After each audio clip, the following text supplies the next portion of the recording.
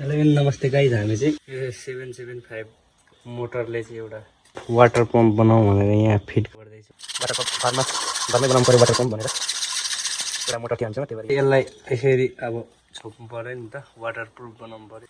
Circle बनाएर यसरी टाल्ने कटर मेसिनले यसरी काटेर ढकनी बनाउनु आँट्दैछौँ। अब चाहिँ हामी इम्पेलर बनाउनुलाई पिभिसी पाइपको एन्ड क्याप लिएर यसलाई यहाँ होल बनाएर अनि यताबाट यो चाहिँ यताबाट राख्नुको लागि यो चाहिँ मिक्सचरको साथीहरू।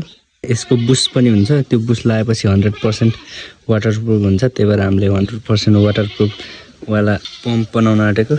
थोरै ठुलो भएको छ, यो यसरी एडजस्ट गरेर राख्ने हो। यो अलिक बेसी भएको छ, थोरै घटाउनु पर्ने छ।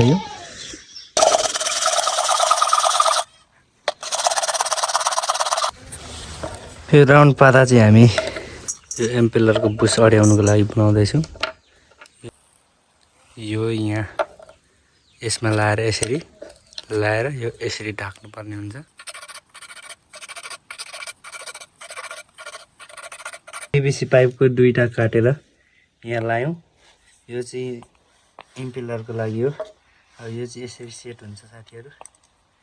यो यस्तो पनि हुन्छ, यो यसरी सेट हुन्छ। यो यस्तो भएपछि अनि अब यहाँ बस्छ यसरी साथीहरू।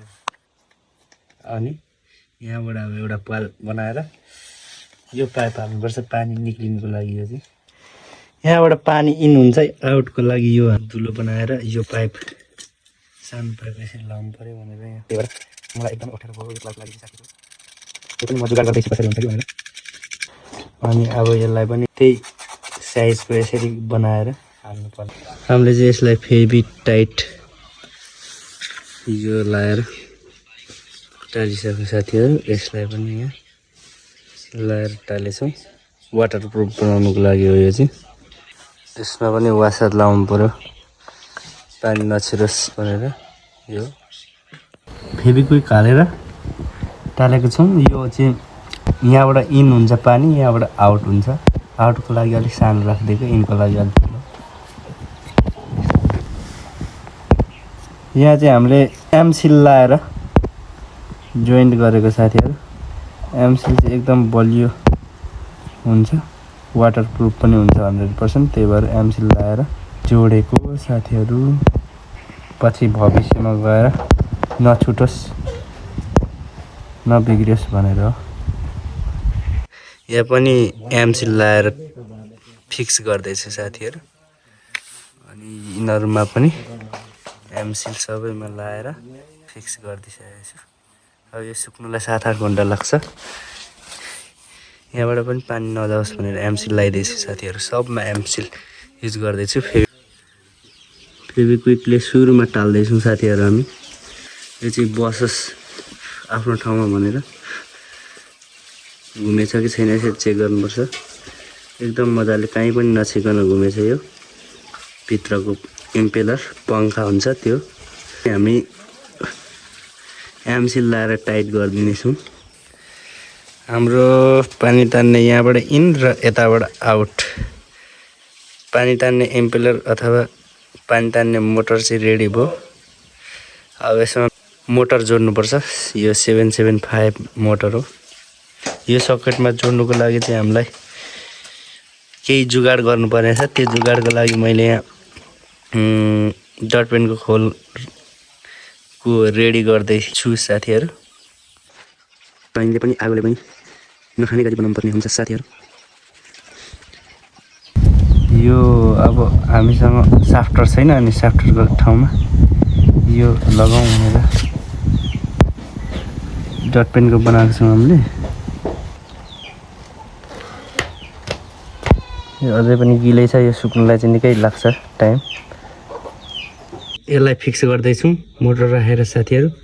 यो मोटर चाहिँ नआँटेर बिचमा हल्लिएर यो 3टा स्पुन राखेको छौँ हामीले त्यहाँ। अनि यहाँ यो अस्ति बनाएको इम्पेलर भइहाल्यो, यहाँ देखिहालिन्छ पालबाट साथीहरू धुलोबाट। अनि यहाँबाट इन हुन्छ, यहाँबाट आउट हुन्छ। यो मोटर फिक्स गर्दैछौँ हामी चाहिँ साथीहरू।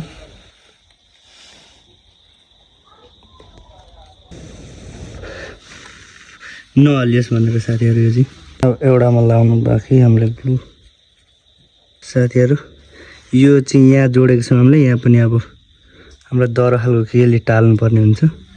यो चाहिँ डाइरेक्ट पानीमा डुबाउने खालको 100% वाटरप्रुफ वाटर पम्प हो साथीहरू। यो चाहिँ अब चाहिँ यो हामीले छोप्नुपर्ने हुन्छ यसलाई पनि। यसलाई छोप्नुको लागि चाहिँ पिभिसी सिटको मैले राउन्ड काटेको छु। यसमा हामीले वाटरप्रुफ कुनै ग्लु टाल्नुपर्ने हुन्छ, त्यसको लागि थोरै एरिया राख्नुपर्ने हुन्छ साथीहरू। लगभग भयो होला। अब यसलाई फुल फेभिक्विकले थोरै टालेर अनि वाटरप्रुफ कुनै पनि ग्लु ल्याउनु पर्ने हुन्छ यहाँ साथीहरू।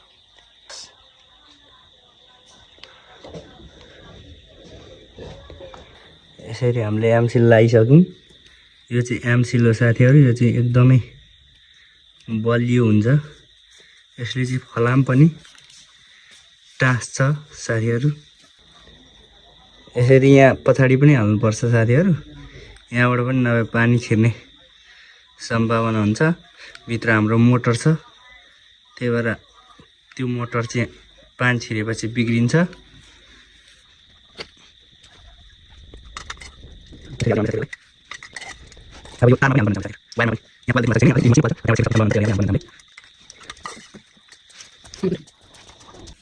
चाहिँ हामी टेस्ट गर्नलाई यो लिथियम ब्याट्री 24 भोल्ट 12 एम्पियरको ब्याट्रीले यो मोटरलाई चेक गर्नलाई रेडी गर्दैछौँ। मैले कनेक्सन गरिसकेँ यहाँबाट यहाँ ल्याएर। अब यहाँबाट लगेर त्यहाँ ट्राई गर्ने। यसरी हालिदिउँ हामी। यसमा बुलबुले आयो भने चाहिँ यो वाटरप्रुफ भएको छैन भन्ने हुन्छ। यसमा बुलबुले आएको छैन साथीहरू। बुलबुले नआएपछि वाटरप्रुफ भयो भनेर थाहा पाउनु पर्ने हुन्छ साथीहरू।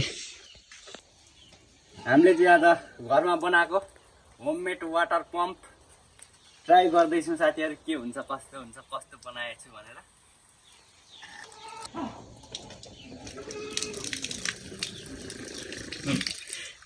हाम्रो वाटर पम्प चाहिँ सक्सेस भएछ साथीहरू।